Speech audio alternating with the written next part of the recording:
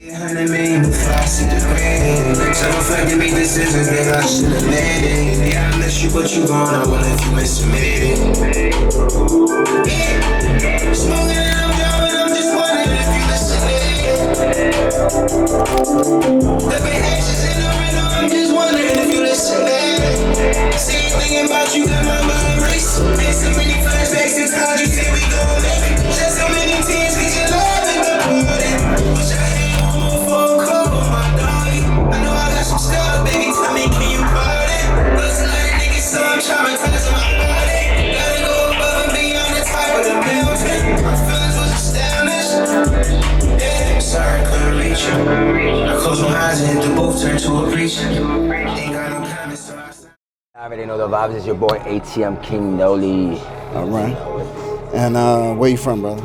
Originally, I'm from Brooklyn, New York. 4 Green Projects, you already know the vibes. BK stand the fuck up 100, you know that.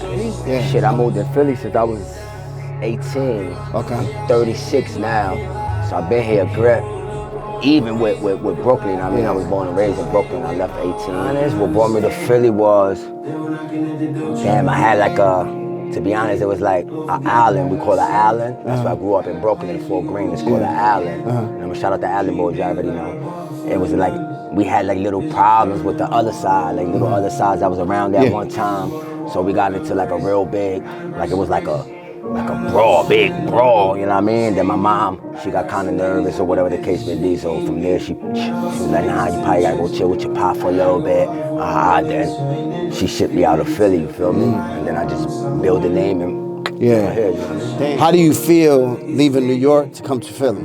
Philly's a dark place.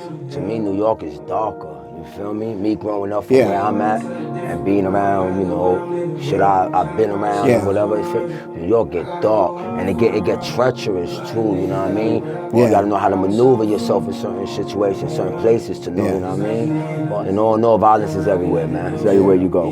My father lived out here for a while, probably for like, give or take, at the time before I moved in, probably for like 3 years.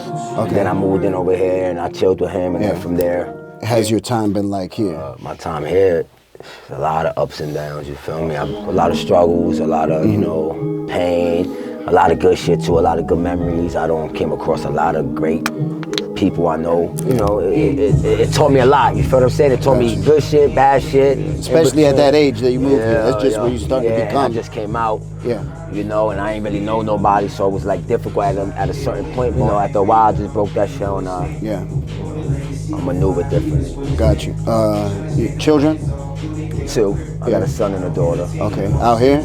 Yeah, Philly. Okay, cool. Some of the stuff that you have to overcome and maneuver through growing up. You know, there's people that watch the channel, they from Australia, and they don't realize, they think of America and they think America's this fucking beautiful, rich place, and they don't realize, listen, they see what they see. There's a lot of fucked up shit going on around here. Philly. Explain some of that to them. Some of the struggles that you see or you've been through, or you know. Man, the struggles. Everybody see poverty. You go down Kensington Allegheny, you see homeless people like out the gazoo. You know what I mean? Like they own that shit. You feel what I'm saying? Excuse my language. They own it. You know what I mean? So you see a lot of poverty, homeless people. You see violence right now. It's like it's at its all time. It's like us, like, you know, innocent people getting killed for nothing or whatever the case may be, but it's there. So what people see on TV and stuff about Philly is what they want you to see. What they portray you to see. They want you to see the glamour, but they don't want you to see what's in the core of that, you know, that beautiful place. Philly is treacherous. It's treacherous. And it's nasty at night. And if you ain't, you know what I mean? So, you know, that's anywhere though, bro. Have you had to deal with losing friends and share some of that with me? Friends, shit, man. I lost too many. I lost a lot of friends to gun violence. I lost friends to suicide. I lost friends to just a lot of situations, to mistakes, you know. I lost, man. To be honest, I lost a lot. A lot of friend-wise, I lost a lot. Just alone to the streets, alone, more than I could count.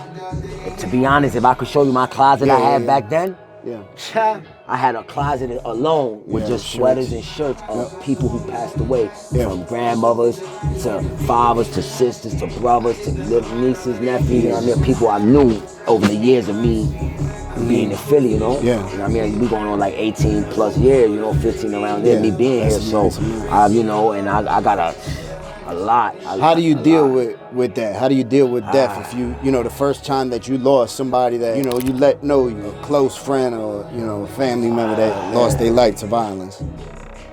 To be honest,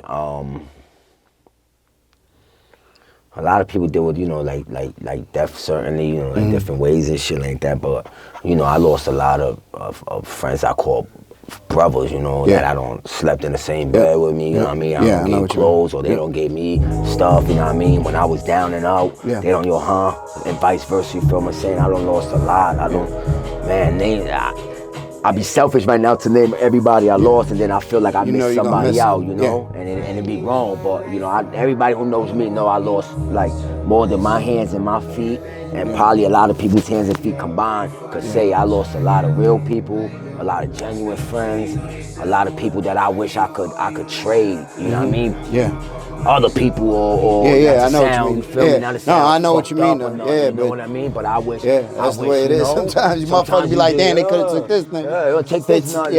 Take hard. Let this. You know what I mean? But how do you deal with that pain? To be honest, some of the people that I really lost dearly to me, I was incarcerated. I just came home for doing 5 not too long ago. I was locked up in New York jail, Rochester, New York. I was locked out there in Monroe County. And in there I lost about like 3 or 4 people that like meant the dearest to me, like meant the most to me, from me being incarcerated from 2000 and mid like 13, 14-ish to being released like 2018 to end in 2019, you feel me? And in that gap of that time frame and that, I don't lost people to violence, and I don't lost people just behind, you know, not sticking to what they say they are, you know what I mean? You know how that goes. People that you gotta write off. But no, to be honest, in jail I dealt with it worse. That makes sense. In jail I was reckless. In jail when they told me that I lost like 2, 3 of my right hand men that I always hang with. I took it as if maybe it was a sign from God too, you know, because I try to weigh like, damn, I'm in jail. And then, but these are people I always hang with. So is it a sign that maybe, you know, he took me away from there because it wasn't my time? I don't know. I don't wanna, you know what I mean? So in there, I dealt with it so many ways, but I think we deal with it with our head a lot of times, and I done a lot of time. So I know when I'm in the penitentiary, I have to deal with things like playing chess. You know, you have no choice. You can't do nothing to numb it. You can't do nothing to disguise everything it. Got to be like so you have to strategic. Exactly. Move, where out here you can have distractions. You could could go do this, do that to take that away. There I ain't really have distractions. I had working out, maybe sports and stuff like that. But I was so upset and mad that I ain't had time. I went, forget it. You know, I dealt with it different. I dealt with it the wrong way. You know, at that time. What advice would you give to somebody who's watching this, who's a young brother, just going through that first thing that he'd be like, man, how the fuck am I gonna deal with this? Damn, to be real, to be 100% how I deal with it, and this how I deal with it, and I came out okay. You feel what I'm saying? The only I just came out with scratches and bruises because that's little situations I chose. You feel what I'm saying? How to survive, to be honest, in any jail you go in, it ain't about the skin color. It ain't about what gang you repping, whether it's Blood, Crib, Latin King, whatever gang you repping. It ain't really about that. It's about learning how to maneuver. First thing is mind your business. You feel me? When you go in certain shit, mind your business. You ain't see nothing, you ain't hear nothing, you don't know nothing, you mind your business. People tend to sometimes pick on the people who mind their business. Cool, granted, you do your thing, if provoked, but 9 times out of 10, a person who mind their business ain't into other people's business tend to be okay. So, you know what I mean? Jail is like the streets. If you don't like the streets, you ain't gonna like jail. Jail got its rules, but believe when I say, just you could bend those rules in jail too. That's all I'ma say. Just mind your business. Don't share what you locked up for with anybody because you got jailhouse snitches that's looking for an easy way to rat you out and lower their sentences. You feel what I'm saying? So mind your business. Don't be too talkative. Do your time. Don't let the time do you. Because you let the time do you, Ain't no telling what the fuck happens in there. You lose your mind and all types of stuff.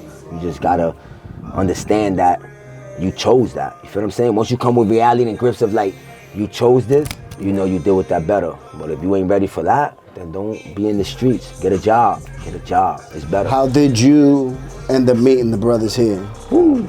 Well, ATM Poppy, Dirty Poppy, that's my man. I know his whole family from like I know Dirty Poppy and his family for like a good 16 plus years. So you know I got time in with him for Records I met over like a year ago. My man right here that does the beat, that's my man. I met him like a year ago, Crack, just about the same one over there. So some of them I just met recently, but some of them I knew for a while, you feel what I'm saying? And I just, I pick up on vibes. I'm an observer, I'm humble, I'm quiet. I'm observant, I like to read the room because I don't like letting a lot of people in my circle. Because I had a big circle at one time, you know what I mean? And then, you tend to weed out the negatives and all that. So now my circle kind of small, but the people I hang with, that's family, that's my bros. Yeah.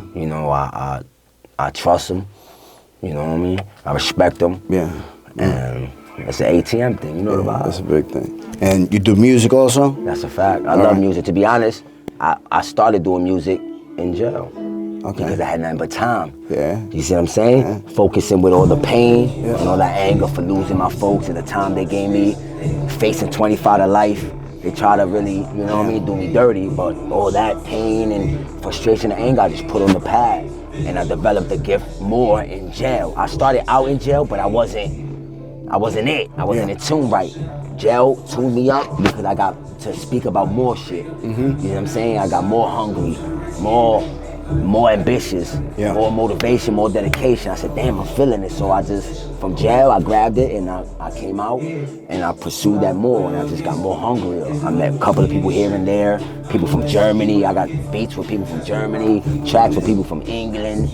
So then I'm working, I'm out here, you know what I mean? It's hard, but it ain't not easy in life, right? So where could the people find you at? What's your Instagram? Oh, my Instagram is ATM King Nolly or lowercase, whatever.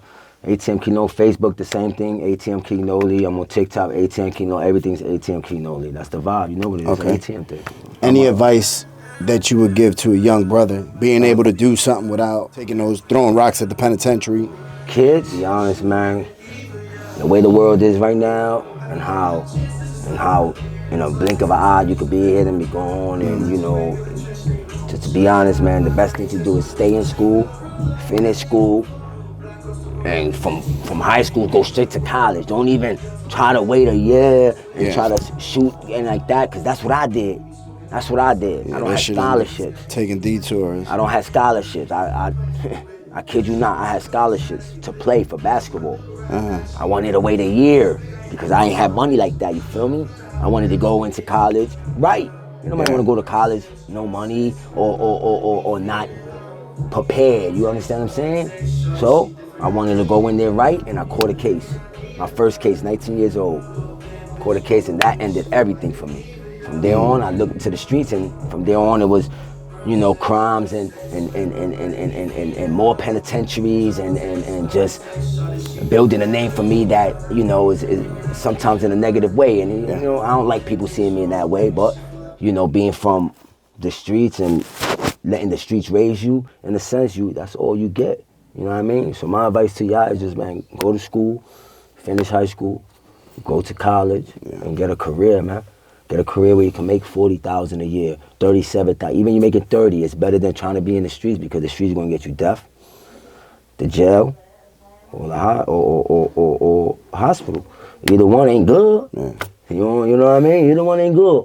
But at least with a legit job, you get to, you get that little white picket fence the legit way. Yeah, because I know a lot of niggas. I know a lot of niggas that won't work out in the street for minimum wage, $7 or $10 or even $15, but they'll go sweep the floor for $12 cents an hour.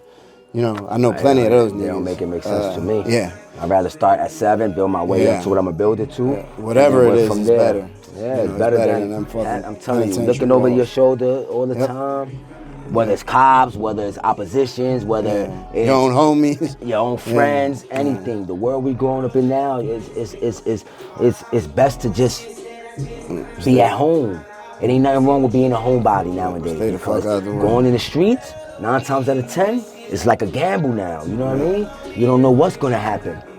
You gotta say, yo, you know, you gotta kiss your kids, yo, man, I love y'all. But in a way that, you know, you may not come walking through that door again. You know what I'm saying? So you gotta, if you wanna live that street life, you gotta know what's gonna come with it. Yeah. And if you ain't ready for that, then don't live that life. Stay home. Please, It's perfectly fine. Please, take advice from me. Please, just go home, go to school, be a doctor, a lawyer, a cop, do whatever you want to be. I can't tell you what not to be, but don't be in the streets if you ain't prepared for what the streets is going to give you. It's the best advice I could give you. Yeah, I think that's perfect way to end up, brother. I appreciate you. Appreciate you too, for man. taking the time to speak with me.